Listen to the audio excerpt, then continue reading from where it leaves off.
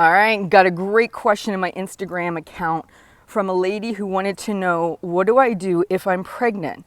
I have been working on losing weight. Now I'm pregnant. I don't know what to do.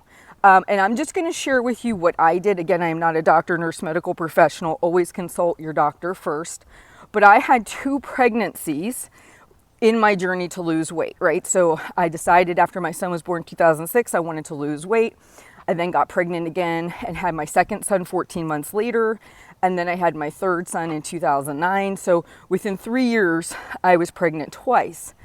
And I totally get the feeling of, I've been making progress. I really do want to have this baby, but I also really want to feel like I can be in my own body and make progress on my own personal goals. So there is that internal struggle. And I just want to encourage you to calm your thoughts down by reminding yourself this is just a phase of life. It is not the rest of your life. And I know a lot of times women even beat themselves up for that. They're like, well, I should just be enjoying this process, but I feel like a lot of things I want for myself are on hold. I totally get that. And I just want to encourage you not to beat yourself up. It's a totally normal reaction to want something for yourself, but also to bring a new life into the world. That all being said, what I did with my pregnancies, as I said, what is the most important thing? Going back to my overall message, it's maintenance. It's learning how to maintain not just your weight, but your habits. So what I did was I focused on, at the time, it was called the Weight Watchers Core Plan. It was a plan where you could pretty much eat whatever you wanted, quantity-wise, from a list of pre-approved foods. So like brown rice, whole wheat pasta, chicken, fruits, vegetables, legumes. And I tried as much as I could to eat from this list because I knew that 1, putting high restrictions on myself was not going to work. 2, I needed to eat foods that were generally healthy for me. And I made myself just be consistent with walking. So I focused on my habits, eating my fruits and vegetables. I focused on getting my walking in, drinking my water, doing all the things that I could do on a daily basis and kind of having a checkoff list and focusing on just maintaining my healthy habits. That way, when I come out the other side of the pregnancy, it's easier for me to dial in my nutrition. It's easier for me to dial in my fitness. It's easier to expand on those things because I didn't take a hiatus for 10 months. So that was the approach I took to both pregnancies, eating from this kind of general list of food. Now, I will tell you in full disclosure, I still had pizza. I still had ice cream. I just tried not to have it as much as I did with my first pregnancy because I gained quite a bit more with my first pregnancy.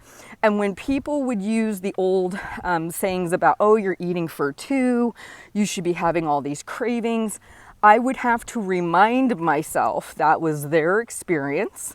And just because that happened to them doesn't mean I have to choose to do it.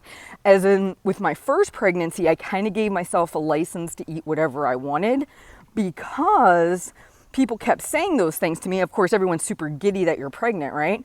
And they're like, oh, give mom a double serving of this, or she should be eating all the things. And I kind of went along with that.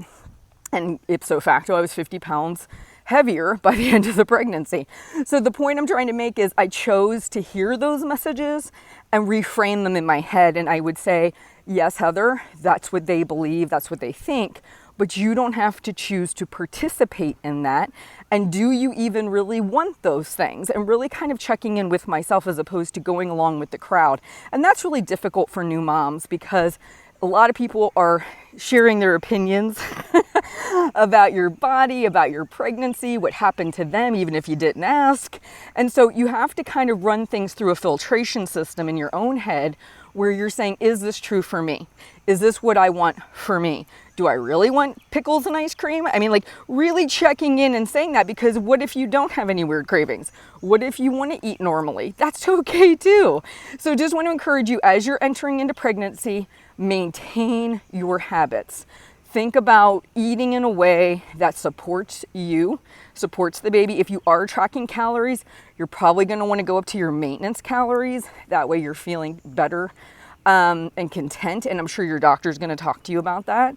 So just want to share all of those ideas, because I know as somebody who has just found out they're pregnant, a lot of times it's that idea of, should I just scrap this, or how do I go and move forward with this? And really it just comes down to habit maintenance while you're pregnant. You guys have a good one. I'll talk to you soon.